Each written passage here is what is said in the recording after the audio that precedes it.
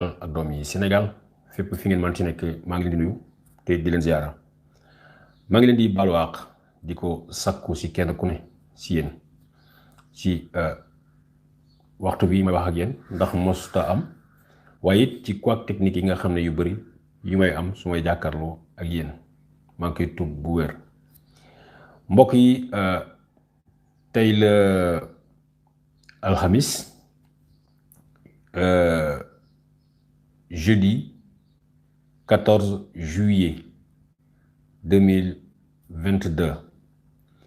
waxtu wi may wax ak yéen léegi 7 heures jot ca Ndakaaru ak li ko wër sama bopp Touré maa ngi Dakar mbokk yi su ma décidé jàkkaarloo ak yéen ci waxtu wi dafa fekk ni situation réew mi moo ko laaj situation réew mi moo yegg foo xam ne kenn mësuta xalaat ni ki Sénégal ci 2022 sous le règne d'un président bi nga xam ne dafa juddu après indépendance mën nañu yegg ci fii nga xam ne doomi Sénégal yi nga xam ne àndunu wala bukkuñu gis-gis ak ñi nga xam ne ñoo ŋànk réew mi danañu dem ba nekk ci fitna boo xam ne kenn ku ne di nga toog naan kan la lay doon ci tuuram tax na mbokk yi foofu la ñu toll tey ci Sénégal tax na waxtu wu ne bu nu mënee jàkkaarloo ak yéen wax ak yéen ngeen dégg sant yàlla la ndaxte dafa commencé nekk denrée pour rare fii ci Sénégal mbokk yi layam bi du bari ndax waxtu wi tiis na lool ci Sénégal bokk ngeen ci ñi bëri ñi nga xam ne depuis quelques jours yéen a ngi suivre Kéwoulo surtout am dossier yoo xam ne yëkkati nañ ko fi mu ëlëb leen ngeen bëgg saa su ne ñu wax leen ci dara surtout dossier bi nga xam ne mooy lu bees li mooy affaire force spéciale parce que bi ñu jógee ci affaire Adji Sarr dal nañu ci lu bari dal nañu ci affaire rébellion ba tey fu ñu teere mooy terrorisme xool ay gor tuddee leen ay terroriste fexe ba fu ñu leen tegee loxo teef ko dugal leen ca kaso yi wala yàq seen der ba dootuñu jarati fenn dara mbokk yi kenn ci ñoom laa bëgg a waxtaan ak yéen mu di le vieux gradé François Mancabou boo bëri ngeen ñi ngeen xam ne fi ngeen déggee ci Kéwoulo gannaaw bi ñu leen ko présenté woon ne leen ci terroristes yi nga xam ne jàpp nañ leen fekk nañ ñu fetal ci kenn ci ñoom ñu tuddee leen des dangereux ñu tuddee leen des caïds tuddee leen des criminels Kéwoulo jàkkaarloo na ak yéen jël ay responsabilités gannaaw bi ñu defee enquête bu mat nee nañ leen François Mancabou li taxoon mu yor fital dafa fekk ni garde corps la nee nañ leen nekk na fukki at ak Cheikh Tidiane Gadio nekkal ko garde corps am dem na ak moom fu ne fépp fu ngeen xalaat pendant 10 ans nekk na ci wetam kon kooku xamal na la lu bari kooku yóbbul na ko lu bari parce que bokk na ne nañu ci li nga xam ne yóbbu na ko mu war ko delloo nee nañu benn tablette ak benn fital bi ñu leen ne mënuñu ko defeeree keroog bi ñu defeeree yenn diis yi ndaxte état de santé permettre ko waxoon naa leen fii lañ ko def ca biir commissariat central moo tax état de santé mënatu ko permettre ñu defere ko boobu ak léegi nag alerté naa leen boobu ak léegi jox naa kaddu gi ki nga xam ne mooy soxnaam di Christine Tina Coly waaye Clémentine Coly du moins waaye it jox naa kaddu ay mbokkam ba keroog ñi nga xam ne mooy le roi des Mancagnes bu nekk Bula waaw Bernardo Mancabou yónni na ma délégation pour remercier ma waaye remercier Sénégal parce que nee na xamul ni doomam François doomam mi nga xam ne moo dox moo facilité dajeem ak président Macky Sall doomam mi nga xam ne moom la ñoom Victorine Ndeye ñoom ñoom Madiambal Diagne xamee ak moom facilité ak seen relation xamul ni kooku mooy François Mancabou bi ñuy wax terroriste la keroog góor gi nee na am na lu ko tiis am na lu ko metti ñuy ñaan yàlla ne leen ngeen ñaanal ko mu jóg. François Mancabou bi muy dajee ci fan yi ñu génn ak Tina daf ko ne dem naa ci Babacar won ko vidéo bu ndaw bu Babacar di wax ak moom mu ne ko donc tu as réussi à rencontrer Babacar naka nga def ba xam Babacar mu ne ko gis naa Babacar Sénégal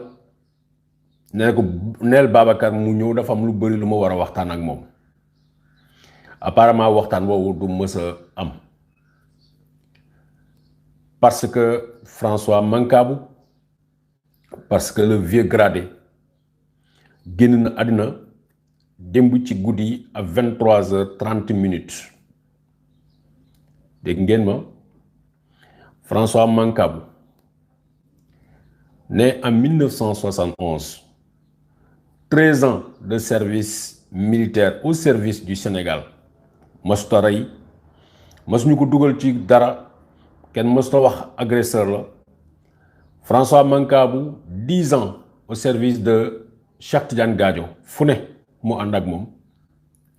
François Mancabou boobu mooy depuis ñetti at mu jote ak ki nga xam ne mooy Cheikh Tidiane Gadio bëggatul nekk garde corps am ba ñu dem ci inspection du travail li nga xam ne waa kër Cheikh Tidiane Gadio wax nañ ko ñii ne tribunal ci waa kër François Mancabou luñ ko mere bokk na ci fetal bi mu yoroon liñ ko meree bokk na ci tablette bi nga xam ne moom la yoroon parce que iPad bi dafa contenir ay données yàlla rek a xam ak François ak ñi mu waxal parce que wax naa ak ay nit li nekk ci tablette yooyu ak fital boobu la sûreté urbaine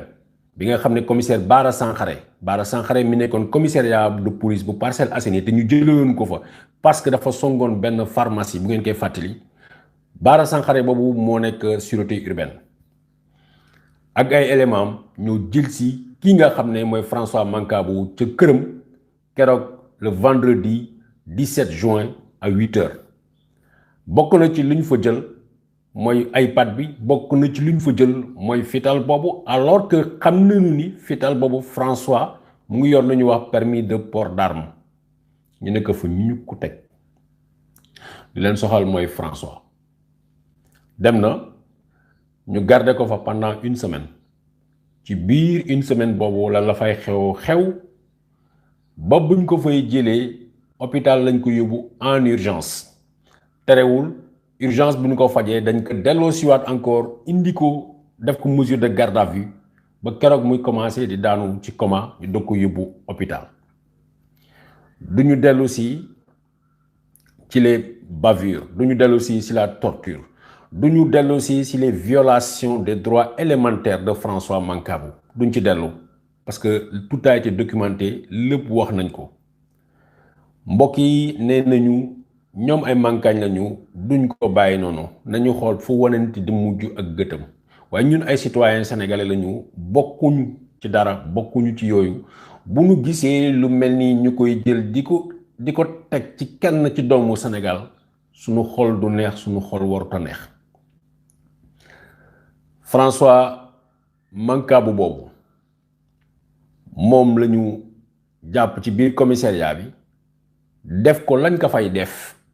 finalement yóbbu ko hôpital delloowaat ko encore placé ko en garde à vue alors que l'article 5 de l'UEMOA mais aussi l'article L55 bis bu code de procédure pénale dafa ne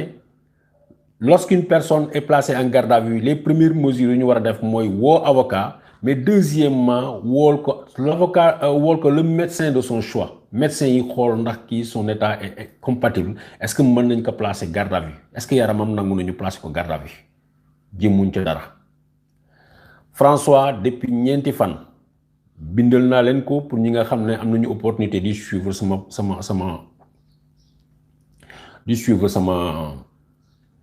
sama statut WhatsApp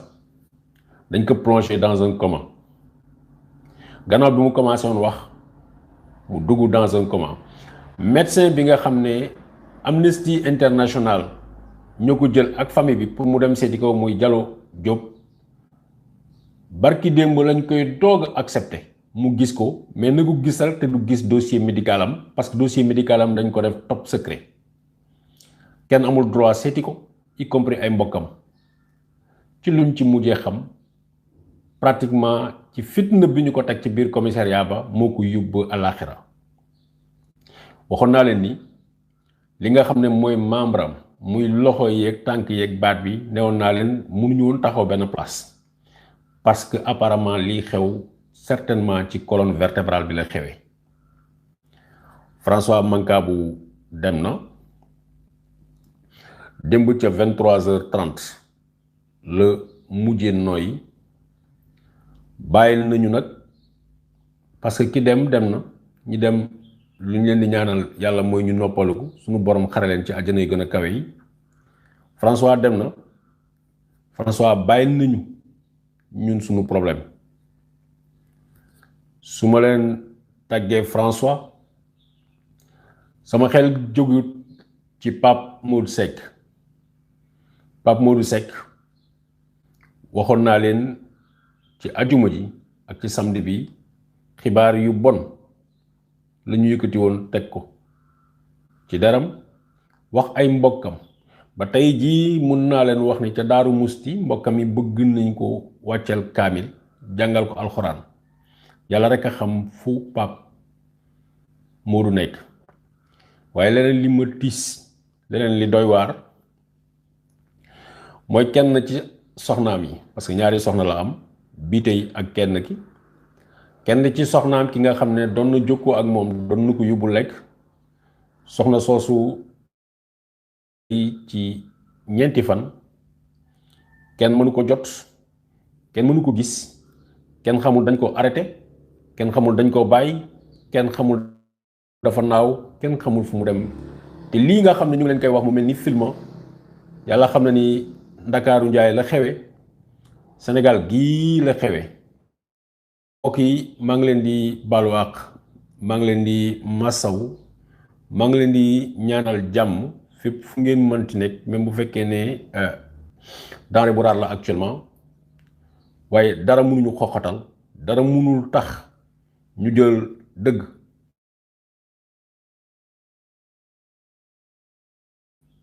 néewul ko doole jël bu nuy dund daanu dund bu nuy faat it daanu faat waaye lépp li nga xam ne dëgg la te dëgg rek lal ko incha allah tant que ñu ngi suñu bakkan ak suñu xel daanu taxaw wax leen ko maa ngi profité ci occasion bi jaale ki nga xam ne mooy Tina mooy soxnaam Clémentine Coly jaale ko Joao Bernardo Mancabou mooy le roi des Mancagnes ne ko papa ñu ngi lay jaale waaye jaale ko doomam jaale ko njaboot gi jaale ko Sénégal yépp wax leen seen François suñu vieux gradé dem na génn àddina démb ci guddi à 23h30 ci hôpital principal bu Dakar jërëjëf.